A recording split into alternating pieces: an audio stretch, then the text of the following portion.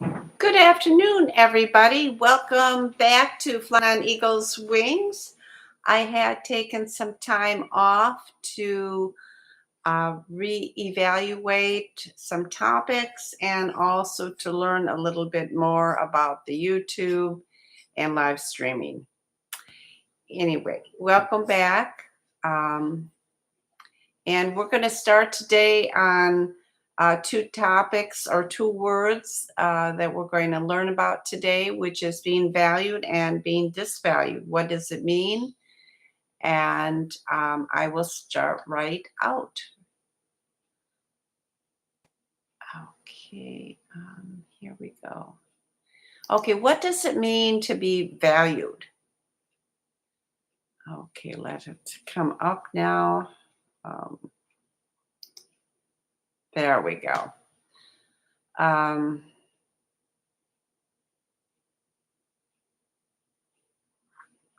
okay. Okay. Well, to be valued, here we go. I had the wrong one. Um,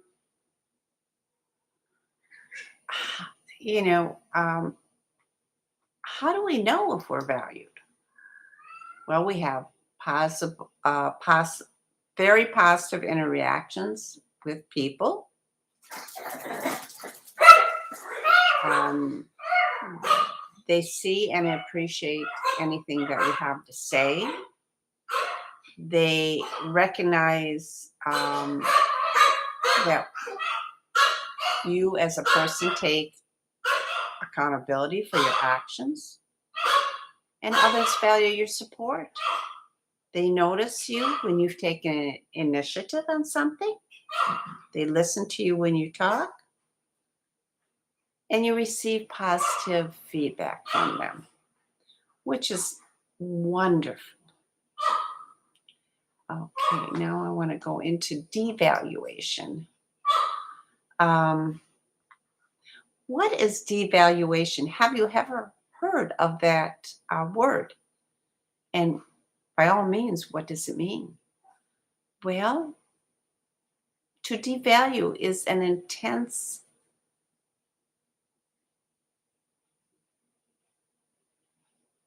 wording to people that is just the opposite of idealization.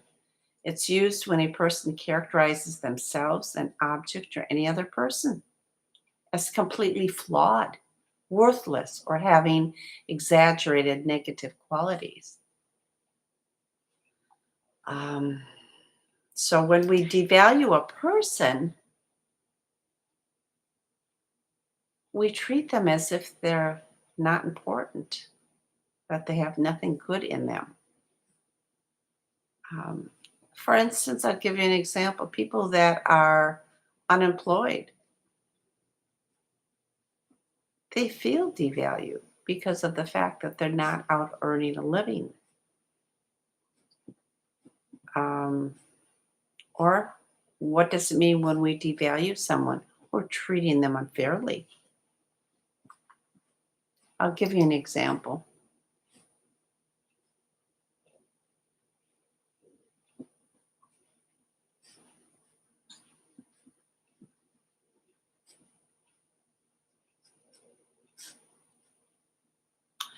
If someone's wearing something, a hat, maybe a coat or dress, a pantsuit, and you make them feel bad about how they feel of what they're wearing, that to the point that they lose confidence.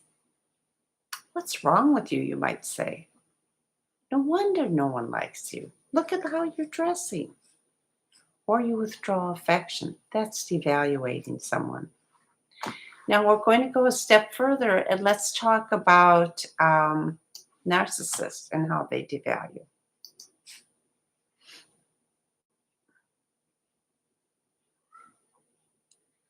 Okay. Oh, okay. So when you meet a narcissist, you got kind of a honeymoon period, and it's the best of all worlds in the relationship. Um, they've earned your trust and unwavering support. because they made you feel special. They valued you. Then all of a sudden, you find them putting you down gradually in order to devalue you and make you feel less of a person. Their motivation is to make you feel weak and powerless so that that person can gain control over you.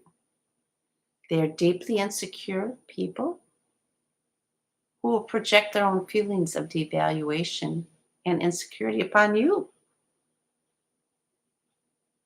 They find you weak and they spot it and they exploit you, making you feel as bad about yourself as they do about themselves. And they do have an uncanny ability to read people and determine whether or not they need to hear something. You may recall the first stage of narcissism is love bombing, that they tell you what you want to hear in order to hook you up or to connect with you. But now they're telling you the opposite because they want to make you feel worthless. So you go from transitioning from stage 1 to stage 2. Could be a few days, it could be a few weeks, it could be a few months, it could be a few years. But the switch will occur as you're beginning to feel at ease in your relationship with them. The change is subtle and you might not even notice it as it is happening. It can be verbal, it can be emotional, it can be sexual, physical, financial, spiritual, or any other type of abuse. I'll give you a few examples of devaluing someone. They may name call you, making you feel like you're insane or too sensitive, or their insults may be aimed at your physical appearance, personality, your job, your hobbies, your family, your belief system, or your family. They're not fond of me. Or they might start setting limits. You shouldn't see them as much as you do. You're not allowed to wear that. So they make you feel bad. They make you lose confidence in your family, in your friends. And then you start feeling, well, what's wrong with you? No wonder no one else likes you. And then they start withdrawing affection. And they may withhold sexually any form of affection. Um, you make emotional appeals, and then you feel sorry for them. And you bring up the issue that bothers you. They make you doubt yourself. Then you have no confidence. What's wrong with you? No wonder nobody likes you. And then you become passivity against their aggression. They know that you lack limits, or shall I say boundaries, that appear to require them.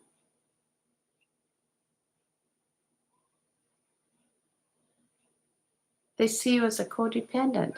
They will continue to act this way. You'll even get locked into a cycle with them where you put up with their abuse, be it emotional, verbal, to the point that you start devaluing and question yourself, who you are,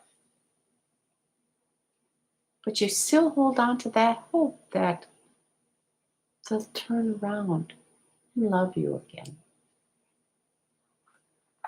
Then let's go to a narcissist with their 6-month cycle.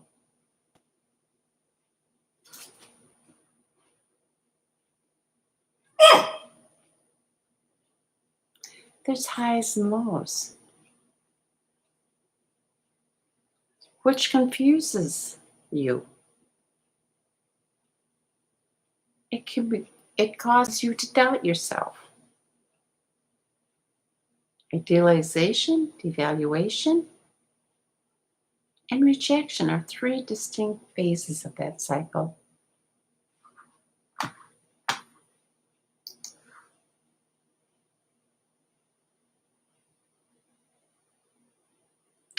So they keep someone ensnared in this web of devaluating and attacking emotionally and verbally to the point where you literally become a victim. And it's like the word Stockholm syndrome. You become, you think your love's going to change them. You think they're going to turn around and love you again, but it never happens. So you stay in an abusive relationship and it's narcissistic because their world and worth revolves around them and, and what they do. Shh, shh, that's enough. I've got two little dogs that when they have a cat that's running, they go after the cat.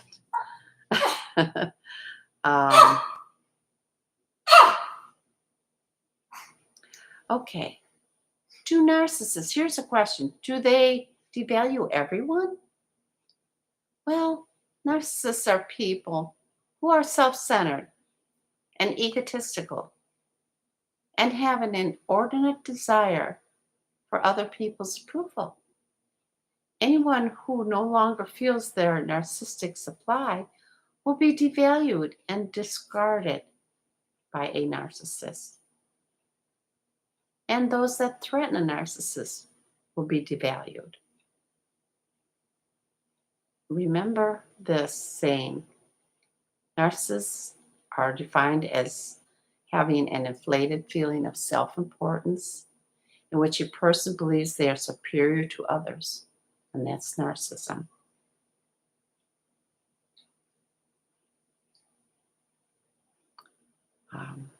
And he puts on a facade, a mask, if he feels threatened, he or she feels threatened.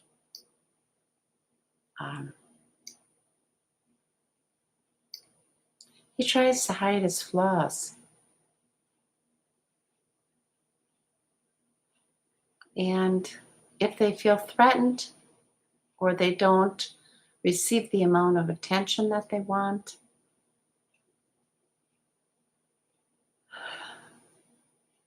they turn on their friend, their spouse, or acquaintance, or work buddy.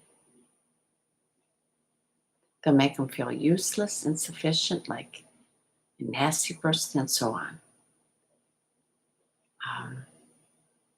It's a form of emotional manipulation. And they use these strategies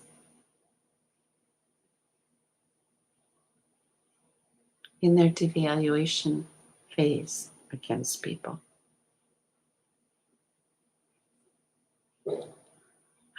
So I'm going to get out of that. I kind of just wanted to touch on that part of it for you. Okay, here's another question we might ask. And I am not a therapist. I'm just giving you thoughts and ideas to help you go through your life with a few different opinions that I have. Here's 6 reasons why we stay in bad relationships.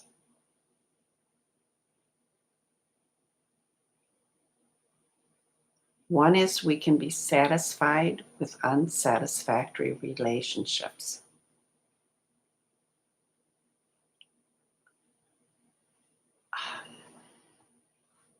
So even though it's unsatisfactory, we know it.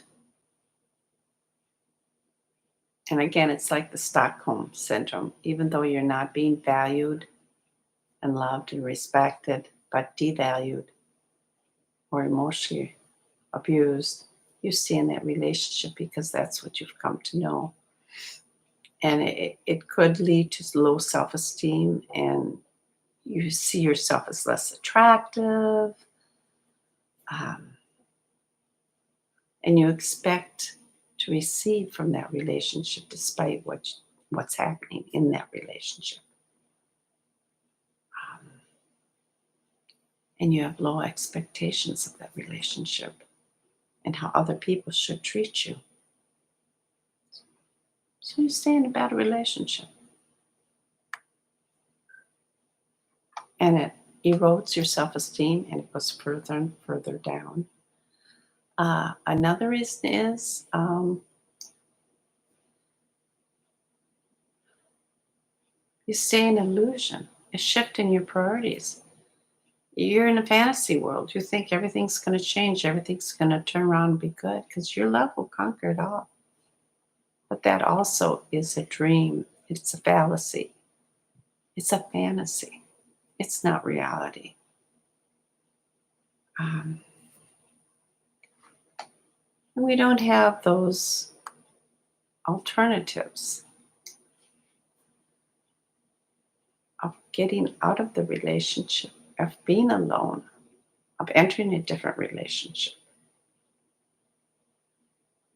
You're afraid of being alone. You're afraid of breaking up.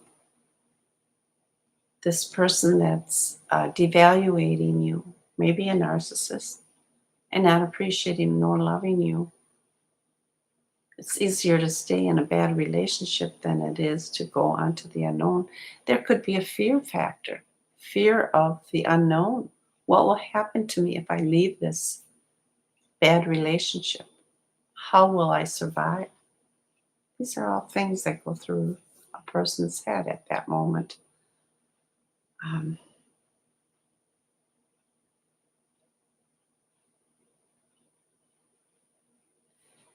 and the other thing is there can be another factor could be manipulation. That other partner could be manipulating you. So you stay in a bad relationship. There might be distress, there might be emotional abuse, um, intimate partner violence.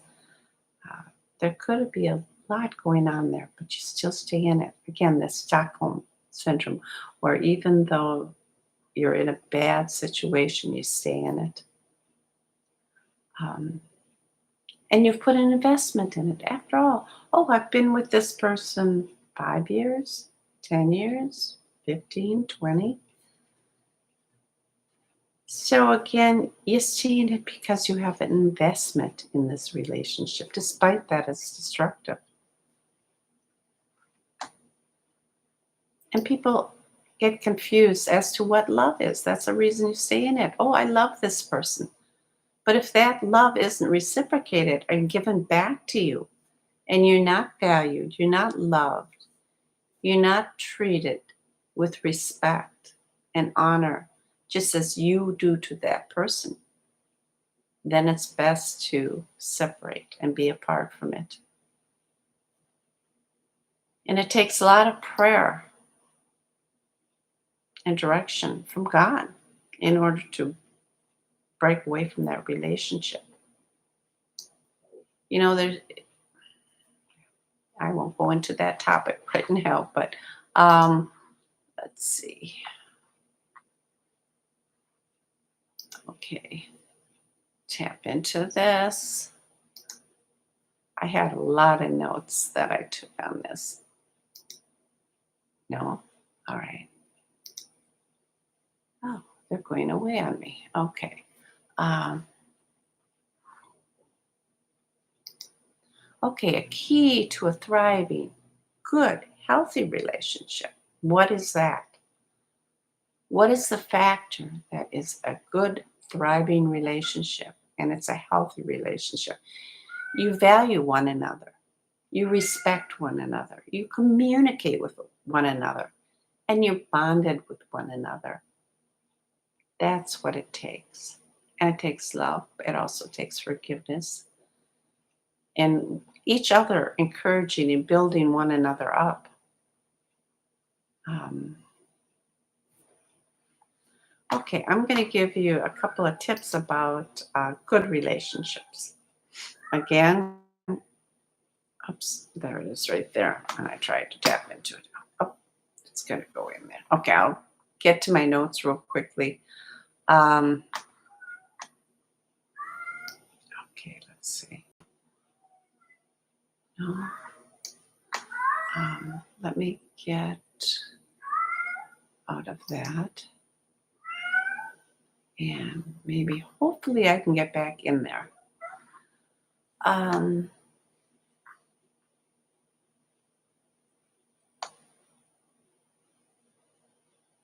Okay, I guess I lost it there.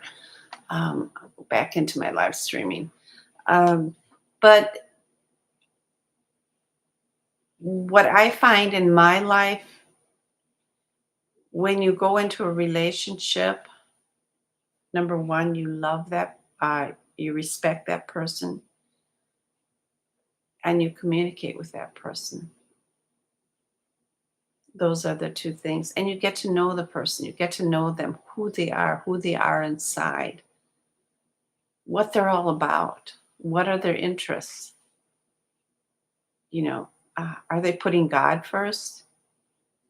Or is it achieving wealth first? Or is it all about them? It all depends. And you can't, jump into a relationship that quickly. Um,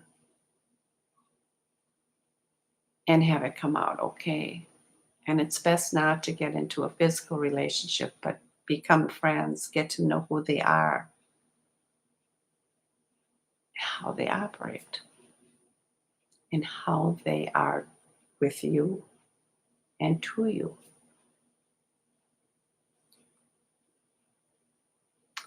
And let's see.